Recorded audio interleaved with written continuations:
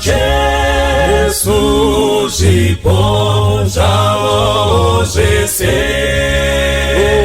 rudo kuna mponesi vaita vamupe mazvi ese emutsa kubatsira vamwe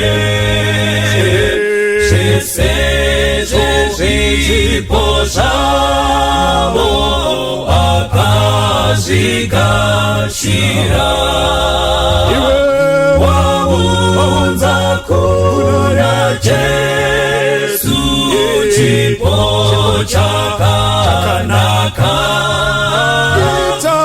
itandako pamoyo pamakumbo ako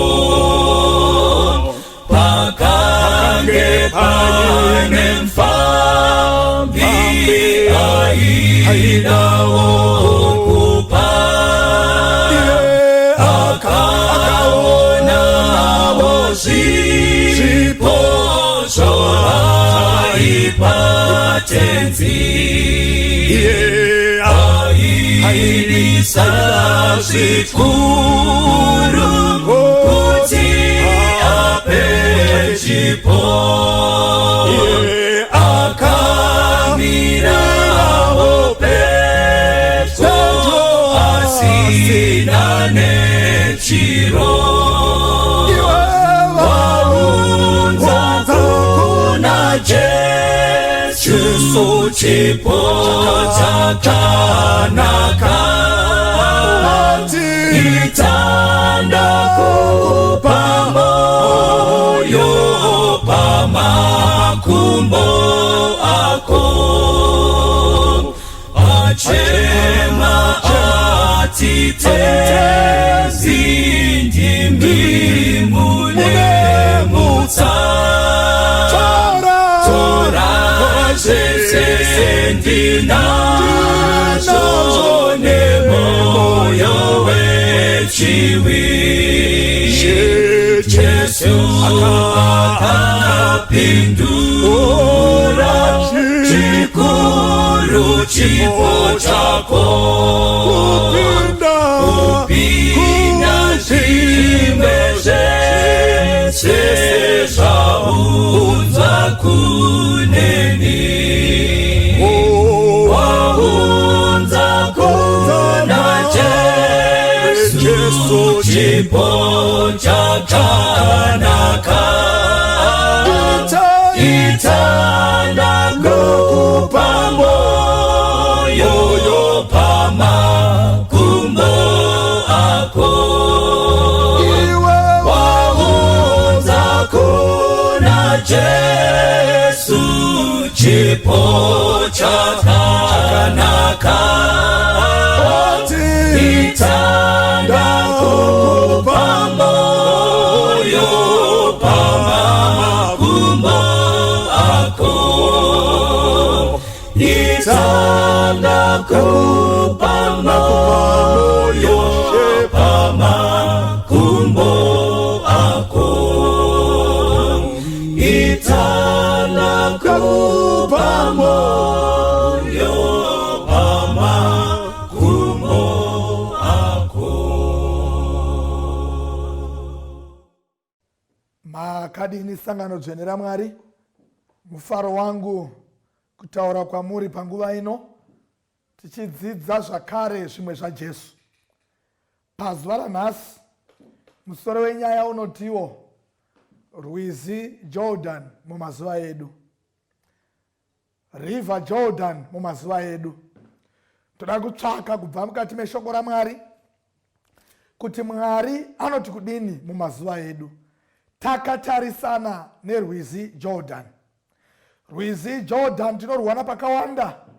Ndirwo rwizi rwakabhabhatidzwa Jesu. Ndirwo rwizi zvakare apo Prophet Elisha akatuma Army General Naaman kuti enda undogeza kanomwe muna Rwizi Jordan.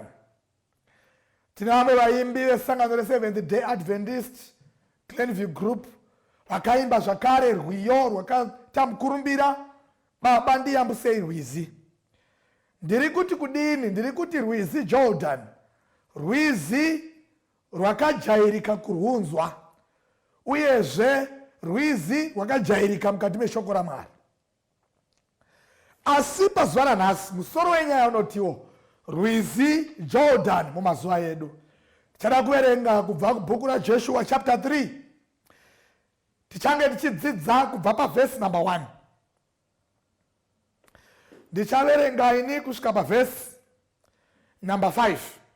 Vhesi number 1 inotiyo: zvino Joshua wakamuka mangwanani, vakabva Shitimu vakasvika paJorodhani, iye nevana vaIsraeri vose. Vakavatapo vasati vayambuka. Mazuva 3 akati apera, vatariri vakapinda napakati pemisasa vakarayira vanhu vakati, kana muchiona areka yesungano yaJehovha Mwari wenyu navaprista vaRevhi vaitakura, munofanira kusimuka pamugere mutevere. Vhesi number 4: asi munofanira kusiya nzvimbo pakati penyu nayo inosvika makubhiti anenge zviuru 2. Regai kuswedera kwairi kuti muzive nzira yamunofanira kuenda nayo, nokuti mugere kumbofamba nayo. Vhesi number 5: zvino Joshua akati kuvanhu, zvinatsei, nokuti mangwana Jehovha uchaita zvinoshamisa pamberi penyu. Vhesi number 6 inobva yaenda mberi ichitaura kuti zvino Joshua wakataura navaprista akati, simudzai areka. Dai Mwari angakomborera kuverenga kweshoko rake munguva pfupi yatiinayo. Nati musoro wenyaya unotiwo Rwizi Jordan mumazuva edu. Seiko tichitsvaka Rwizi Jordan mumazuva edu? Seiko tiri kuda kudzidza pamusoro paRwizi Jordan mumazuva edu? Seiko muparidzi pazuva ranhasi ari kutaura iye kuti Rwizi Jordan mumazuva edu? Rwizi Jordan rwayera rwakosha. Mhaka ndeyei? Pavakayambuka Red Sea vakanga vasati vasvika mubiravira repromised land inova Canaan. Asi pavakasvika paRwizi Jordan vaifanira kungoti kuyambuka Jordan vapinda mupromised land. Saka musoro wenyaya unotiwo vana vaMwari, Rwizi Jordan mumazuva edu. Cherechedzai chinhu ichi: pavakanga vatarisana naRwizi Jordan, Joshua haana kuita speed nevana vaMwari. Bhaibheri rinotiro vakazorora vakavatapo 3 days. Now kana uchidzidza number 3 is the number of God. God the Father, the Son and the Holy Spirit. That's why Jesu achitiye ndichaputsa nekuvaka temple in 3 days. Cherechedzai chinhu ichi vana vaMwari. It is the number of Trinity. It is the number of Godhead. Inoreva zvakare completeness kana tichidzidza pamusoro paMwari. Saka zvaitsvaka vana vaMwari kuti vanhu vaMwari vazvinzvere vasati vayambuka river Jordan. But kuti vachayambuka sei hapana aiziva, nokuti Bhaibheri rinotaura pachapter 3 nechapter 4 kuti rwakanga rwakazara ende yakanga iri nguva yekukohwa. Saka rwaifashama, yakanga iri rain season. Saka vakagara mimisasa yavo vaiti vachibvunzana vachiita nyaya panguva dzerubvunza vaeni, tichayambuka sei Rwizi Jordan? Madhara akanga ane kutenda aibva ati aiwa musanetseka, mayambukire atakaita Red Sea Mwari anogona kuzviita zvakare. Saka don't worry my family, he will do it again. Vamwe vobva vabvunza, yes he will do it again, but Moses hapasisina, ndiyeka aiva netsvimbo yaiti ikananga mvura yaipatsana.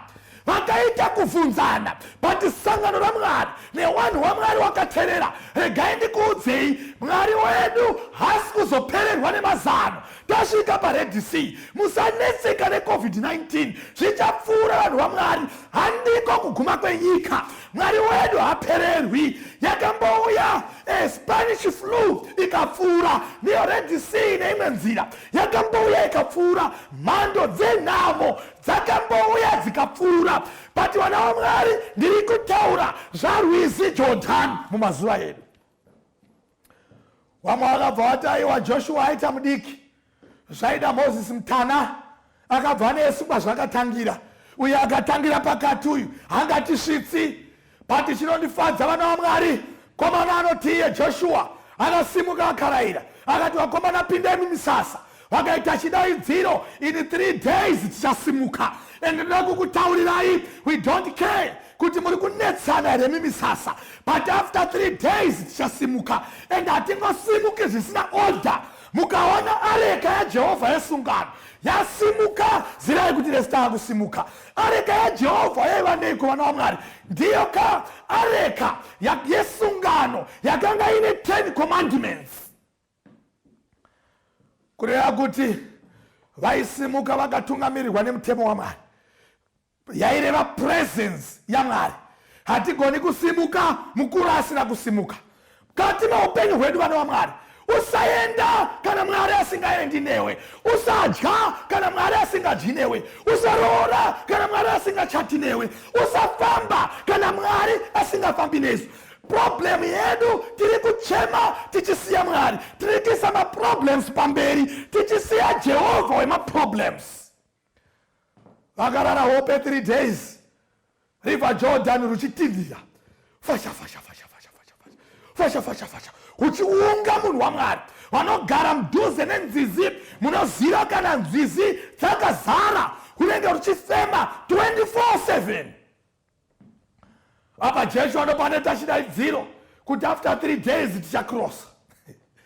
Mwari anofanira kuzviratidza. Vana vaMwari, tsuri isati yarira, cherechedzai. Vaifamba vachibva kuphysical Egypt, vakapfuura nemuphysical wilderness, vakasvika paphysical River Jordan, vachienda to a physical promised land. Isu tiri kubva muspiritual Egypt tichifamba muspiritual wilderness, takatarisana nespiritual Jordan, tichienda to a spiritual Canaan in heaven. Only one more river to cross. We have crossed the Red Sea. But vana vaMwari, regai ndikutaurirei, paRwizi rwekupedzisira panoda vanhu vanovhura ziso racho harivhurwi pane zvakawanda. Ziso rinofanira kuvhurwa paareka. Makandei paareka ndopana Mwari akasika denga nenyika. 3 angels message, Revelation chapter 14 verse number 6 inotiyo, namatai iye akasika denga nenyika negungwa nematsime emvura. Saka Joshua anodaidzira chirevo, mukaona areka yosimuka. Joshua anodaidzera, mukaona areka yava kusimuka, wakomana nevasikana, wanamai nanababa, zivai kuti mukuru asimuka. Ndipo pane Mwari akasika denga nenyika. Ndiyo simbu inotitaridza kuti hakuna mumwe achatitungamirira.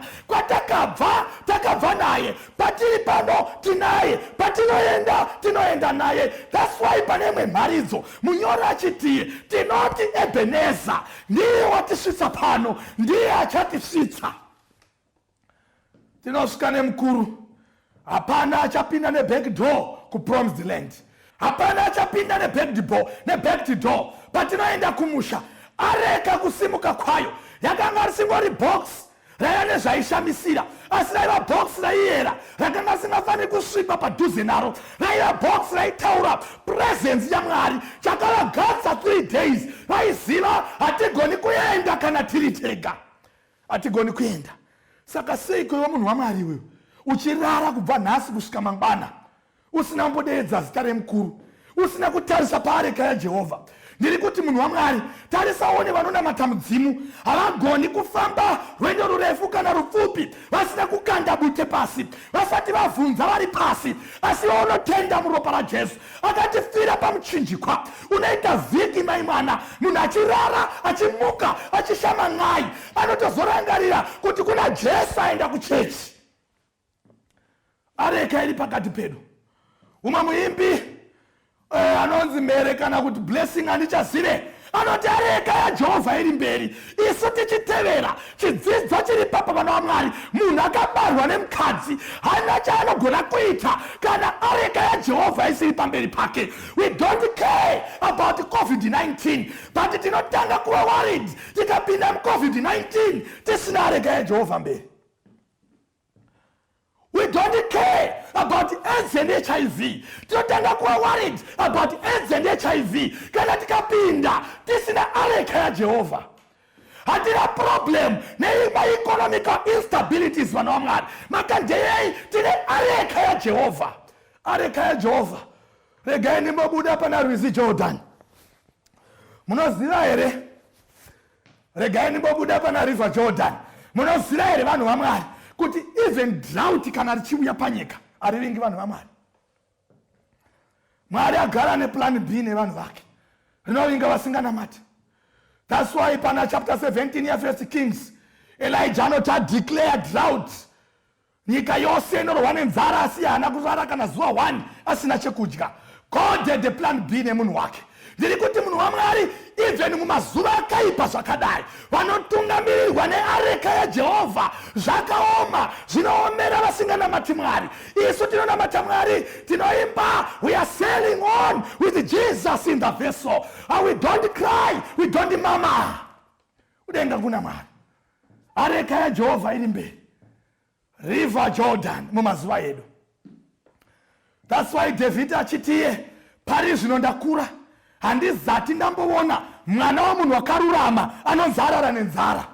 Zvakaoma kudaro, vakaropafadzwa vanofamba vachitevera areka yaJehovha. Dati mucherechedze chinhu ichi vana vaMwari.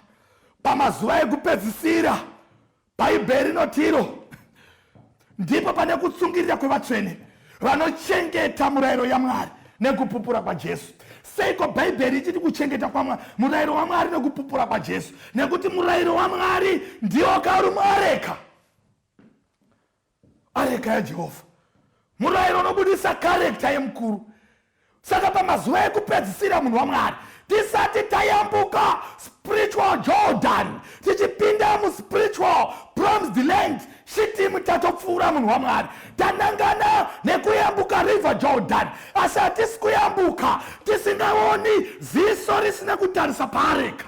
Regai ndipedze ndichiti pa 3 days Joshua akaita chidaidziro, zvinatsei mugeze. Kugeza chaiko ndosaka vamwe vanyori wachiti cleanliness is next to godliness. Kuzvinatsa chaiko kuva vanhu vakashambidzika nemisha yakachena nematenzi akachena, vachimba vachizvigadzirira spiritually, kufasta nekunamata. Tisati tayambuka Red Sea munhu waMwari, areka isati yasimuka, areka yesungano isati yananga mured, isati yananga muna river Jordan, panodiwa spiritual preparation yakasimba kuita inonzi divine fasting. Pane dzimwe shamwari dzinofanira kurambiwa munhu waMwari tisati tayambuka river Jordan. Pane zvimwe zvipande zvinofanira kupedzewa tisati tayambuka river Jordan. Pane dzimwe have dzembanje, pane dzimwe have dzeupombwe, pane dzimwe have dzemadhiri, pane dzimwe have dzehasha nemadhimoni ese anofanira kunamatirwa. Areka yaJehovha isati yasimuka, in 3 days tofanira kupinda pa divine fasting, tozvichema nekuzvinamatira. Kusateerera vabereki kunofanira kunamatirwa tisati tayambuka river Jordan. Nemhaka yei munhu waMwari? Nokuti nguva yemutsa, probation time, ichakarembera pamusoro pedu just before we cross over. Tisati tayambuka pane chinofanira kuitika munhu waMwari. Vatorwa vanofanira kusara, nokuti areka ichatungamirira cream, a peculiar generation. Vana vaIsraeri ndo vachatungamirirwa neareka yaJehovha. Kana usiri muboka iri remakristu, krimu yadenga yakazvidemba nekuzvidambura yakaramba zverino pasi, it might be very difficult for you to join the great association. Vakukrosa 3 days dzakati dzapera, 3 days dzakati dzapera munhu waMwari. Waprista wakasimudza areka. Dakuti ubate chinhu ichi munhu waMwari. Areka yakanga isingasimudzwi nepovho, yaisumudzwa nevaRevhi, ndo vaisumudza vana vaRevhi, dzinza raRevhi ndo vaisumudza areka. Saka munhu wese in 3 days vakanga vangomirira kuti ndinogona kusara. Vaiti vakati tambe wotarisa vaprista action nemovements nemamovements emaprista ndo aidetermina life yevanhu vaMwari. Areka yakasumudzwa, vaprista neareka vakomana vakamendena social distance yakanga yataurwa kuti vaone pari nzira yekufamba nayo. Wakati wasvika bhaibheri rinotiro vanhu vaMwari wakangoti vachiisa tsoka dzavo mvura yerwizi Jordan, hanzi yakaita mananda ikakirieta patinotaura kuZimbabwe security war kana kuti jurawo, ichiita makomo, ichitamba ita nhendesure, ichiita bump jive, ichifashama ichidzokera nemhaka yei vanhu vaMwari vamira neareka. Simba rakanga risiri mutsoka dzemaprista, but simba raiva mune chakatakurwa, presence of God. Kune vaprista wari kunyepera kuti vanhu vaMwari asi vasina areka. Pane macounterfeit asatani. Ipari zvino vanhu vari kupfeka hembe dzevaRevhi wonyepedzera kunge vakasumudza areka, wachirasa vanhu vaMwari. Kana taakundoyambuka river Jordan, paakudiwa kuti makristu avhure maziso, not in physical eye or naked eye, but spiritual eyes, vachinzvera kubva mubhaibheri shoko dzvene raMwari kuti tichafamba sei, areka yaJehovha tichaiziva sei. Nokuti kana taakundoyambuka river Jordan yakafanana nevamhanyi veresi, ndiye tambo yacho, varova tambo vahwina, tambo ya river Jordan. Saka pari zvino Satani ari kuita mutemarede wembada. Pane matsotsi akasimudza areka, ari kuita minana achiti ndiMwari aita minana. Vana vaMwari 3 days dziya tisati tayambuka nedzekunamatira vaRevhi kuti tikwanise kuona vaRevhi wedenga wakasimudza areka, tikwanise kuona vaRevhi wakasimudza areka. Dzimweni dzenguva tichamhanya neareka yenhema yakasimudzwa nematsotsi. Vanhu vazhinji pari zvino vari kuti yes pastor, yes man of God, yes prophet, there are a lot of false prophets outside there who are masquerading as main servants of God. Tiri pamazuva akaipa vanhu vaMwari, tiri pamazuva akaipa. Tasvika patambo Rwizi Jordan pamazuva edu, Rwizi Jordan pamazuva edu. Skanzi vaprista kana masvika pakati perwizi hamupfuuri neareka yaJehovha, muchaarega vachipfuura. Vanhu vaMwari ndo vanopfuura, but vaprista variko mazuva ano vakabata areka ndo vanotanga kupfuura, vachidhimanda mari dzevanhu, vachidhimanda zvipo kubva kushirikadzi dzakapfirwa nevarume, mari dzakaitwa maricho dziri kundosiyiwa kumatembere, vanhu vachitenga mota dzemhando yepamusoro vachizvidza ana man of God. Makandei vanhu vari kutevera areka isiyo, areka yaJehovha. Vaprista vanomira pakati pemvura, vanhu vaMwari vachipfuura vachifara, vachiimba mbiri kuna Mwari nezvaakaita zvikuru. Wakaita wakatifira pamuchinjikwa, marching on and soldiering on in the name of Jesus. We are sick and tired nema-false prophets vari kuranda nekurakasha vanhu vaMwari. Vamwe vanotaura shonobva vatiwo dzinomhanya kwadzinorohwa matumbu. Muri kusiya areka yaJehovha muchimhanya neareka dzisidzo. Areka yaJehovha muri kumhanya nedzisidzo muchisiya areka yaJehovha. Bhaibheri harina record kuti maprista paakasimudza areka vakazopiwa zvipo nekuti minana yakanga yaonekwa. These were just but many servants of the Lord. Mwari achiita basa rake rega. But pari zvino tine vaRevhi vakabvutira Mwari chitanda, vaakumhanya nedzaMwari kunzi dzipakate handi kudzidziridze chake wekumacha. Mwari achiita zvinhu zvake, Mwari achisevha vanhu vake. It's not about saved by people, but it's about God saving his people. God is saving his people. River Jordan pamazuva edu chava chigume kudya chowafa. Ndakaona pane imwe TV channel munhu waMwari nonzi yeWorld Geography, yeWildlife. Kana wakaitarisa pane chimhuka chinonzi wild beast. kana chaakumigrata, kana nguva yacho yekumigrata yakwana, zvinenge zviri zuru nezuru nezuru zvemhuka. Hazvinei kuti mune makarwe, zvinoyambuka nemumakarwe imomo. Inonzi wafa vanodyiwa nemakarwe, vamwe vanofa nestambidi nemhaka yei nguva yakwana. Hazvicherechedzi pazvinofamba. Bati vana vaMwari, Mwari haana kutisiya tichifamba mudima. Hanzi shoko renyu ndiwo mwenje wetsoka dzangu, mwenje wetsoka dzangu. Rimwe zuva Elisha anoti asimudza areka yaJehovha, Namani akaponeswa. Namani anoti iye, torai zvipo izvi ndanzi namambo wangu ndizokutendai nokuti mandiporesa. Elisha anotuma Gehazi muranda wake, anorayira kuti aiwa zvipo zvenyu torai. Gehazi anozoenda nekuseri akarohwa nemaperembudzi. Haizi tsika yaMwari kuti waRevhi nevaprofita varande vanhu vaMwari vakaropafadzwa vachatewera areka yaJehovha yakasimudzwa nevaRevhi vachiita basa rekuponesa vanhu, vachivayambusa river Jordan, vachipinda mupromised land, chipinda mupromised land. Kutosimudza areka ikoko, vachipinda mupromised land, kutosimudza areka ikoko, kuponesa vanhu nekusefa vanhu, kuponesa vanhu nekusefa vanhu. Ndichipedza munhu waMwari, areka yaJehovha iri pamberi, isu tichitewera. Cherechedzai vanhu vaMwari wakatakura areka yaJehovha. Hapana pavanoita vanhu vakuru kudarika vari kuteera kumashure. Vese vakabarwa nemukadzi, asi chavangoita inyasha dzavangopiwa naMwari kuti chisimudzai areka. Bhaibheri robva ratiro, pavakapera vose kuyambuka, Mozisi akaita chidaidziro, chitorai matombo anobva muna Rwizi Jordan mundoaita murwi pamunorara. 12 stones. Matombo aya anoreveiko? Achatiwo kana generations dzinotevera wana wenyu wakavunza, matombo aya anoreveiko? The stone will tell your story.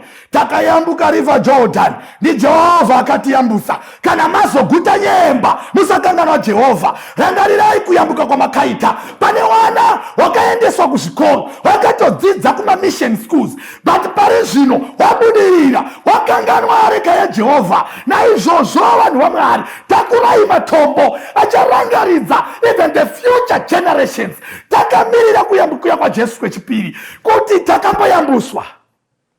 Takamboyambuswa. The stone will tell your story. Vakayambuswa river Jordan. Matombo achataura norondo. Munhu waMwari, ndisati ndakunamatira, uri kuona here kamufambiro kari kuita areka yaJehovha?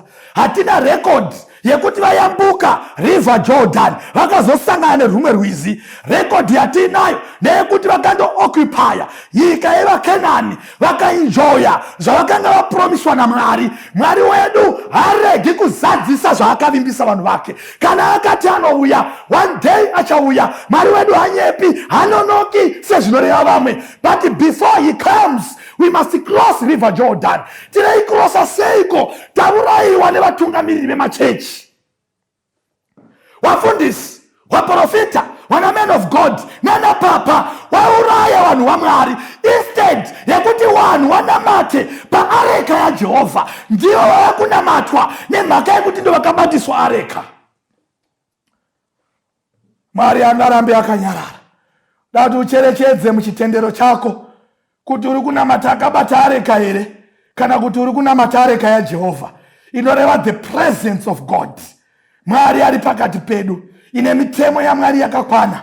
Mitemo inoreva kuti God created heaven and earth. Ndiye ega anofana kunamatwa. Hakuna munhu pasi pezuva anofana kundowira patsoka dzapapa, patsoka dzamuprofita, patsoka dzamufundisi ari kuparidza. Asi munhu wese anofana kundowira patsoka dzaJesu. Umwe muparidzi anobva atiye, on the footing of the cross the ground is level. Ropa raJesu rakayerera kufira vaprofita, wana men of God, kufira mafounders emachechi, kufira vafundisi nekufira mamembers nevatendi vose. Izvi zvidhakwa zviri kudhakwa pazuva ranhasi nevari kurova vakadzi. Ropa iri rakateukira naivo kuti naivo nyasha dzikavawana vachatevera areka yaJehovha. areka yaJehovha mberi isu tichitevera. Hatigoni kucrossa river Jordan tisina kuisa ziso paareka yaJehovha, tichayambuswa naMwari. Umwe muimbi anotiye tichati tapinda ngekunamata, chinotipa simba rekunamata areka yaJehovha isu tichitevera. Rwizi Jordan Pamazuva Edu dakunamatirai. Baba wakudenga, zita renyu ngarinamatwe rikudzwe. Areka yaJehovha yanangana na river Jordan. Mukati memazuva edu Mwari takuyambuka river Jordan kokupedzisira. Vanhu wenyu vapei maziso ekuona kusumuka kweareka. Vamwe vachasara vakagara areka ichienda. Tikayambuka river Jordan tasvika kumusha. We need and we have to cross this spiritual river Jordan. Dambudziko rataita tapatambo Mwari. Matsotsi abata areka. Vanhu vakunamata vaRevhi vakabata areka instead yekunamata muridzi weareka. Haiwa Jehovha, sinungurai vanhu venyu, wakomana nevasikana, wasunungurei pane zvakaipa, wana mai nana baba, wasunungurei pane zvakaipa, mumwe nemumwe kwaari, dzimwe nherera vasiya kuteera areka yaJehovha, dzimwe ishirikadzi vaneta nekubhadhara vakatakura areka yaJehovha. Tinofanira kupambiri kuna Mwari. Mwari ndiye anototibhadhara kumunamata, kwete isu kumubhadhara kumunamata. Zita renyu Mwari ngarikudzwe rinamatwe nekusingaperi. Amen. Pamchinjiko pane upenyu, Jesu atinditarise, pasine pfuma ngezvenhando, pamberi ndoona zvakanaka. Mune upenyu mukutarisa,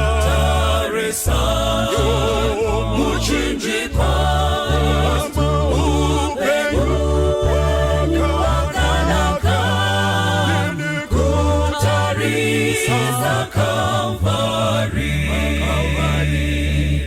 Apo ndakamutarisa Jesu, iye akanyemwerera, kuti ava mumatambudzo, muchinjiko unondisimbisa.